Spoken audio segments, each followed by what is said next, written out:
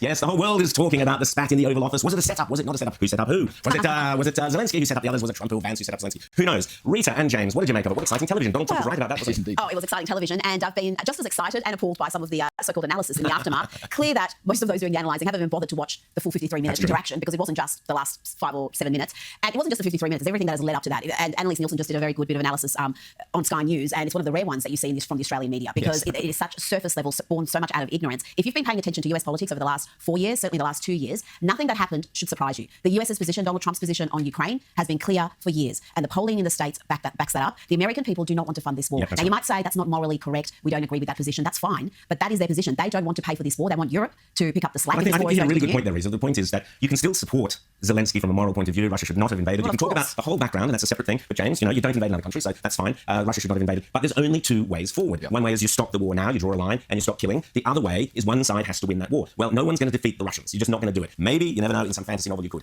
Alternatively, could the Russians defeat the Ukrainians? Probably.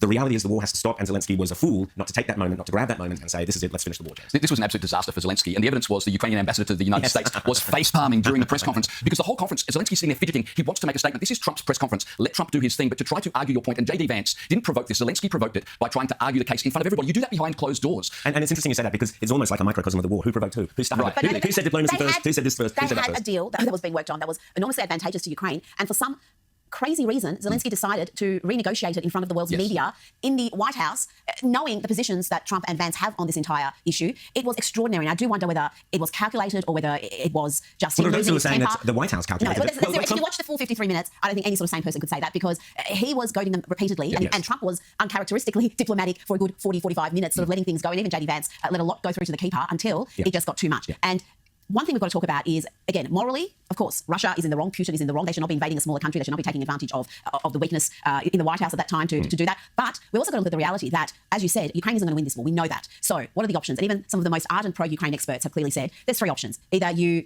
give up and give Putin what he wants. Obviously, no one wants to do that. Or you continue this war. And if you actually want to win it, if you want Ukraine to win it, you've got to commit forces. You've got to commit ground forces. You've got to commit a lot of arms. As Donald Trump said, you've got to gamble with World War III, because the Russians have nukes. It's probably going to spark World War III. And really, all those European countries who are coming and posting, tweeting about their support, even our own Prime Minister, are you willing to send troops?